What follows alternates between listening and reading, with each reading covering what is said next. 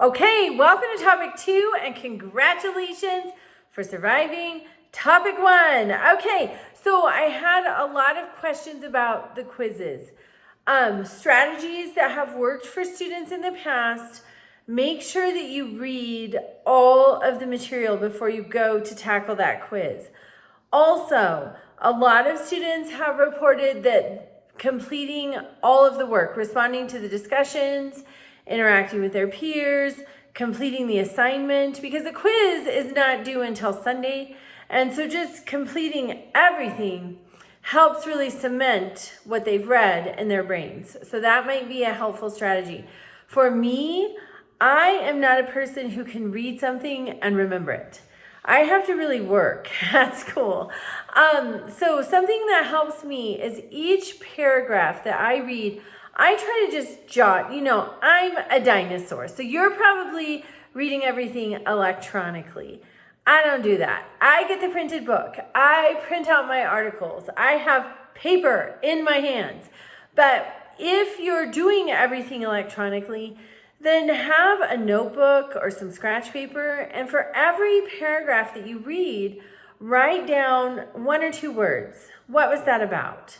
And if there's more than 1 or 2 words that you think you need, write a sentence, but just jot a little note with each paragraph.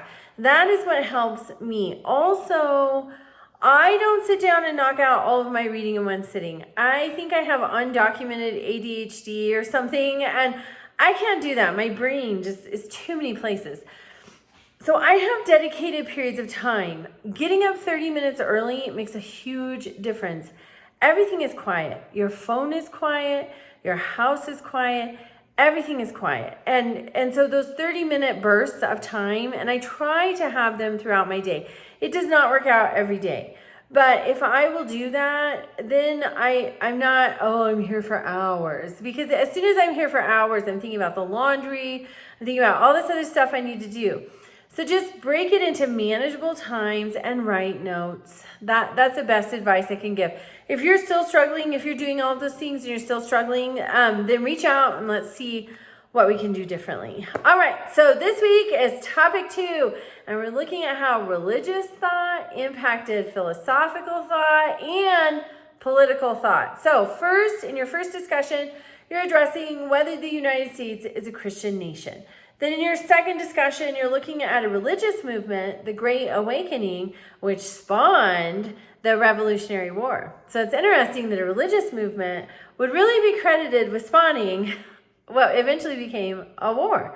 Okay, but it does. So you're looking at that in discussion question 2. Then your assignment this week is Darwinism. So always throughout our lives, we hear about Darwinism being survival of the fittest. It is so much more than that. For a period of time in this country, it was about forced sterilization. There are so many aspects to Darwinism. So you have a worksheet on that. Make sure that you at least meet the minimum word counts. Make sure that you've done all of the reading. This assignment is not due until Sunday. You have all week to read. Get that reading done.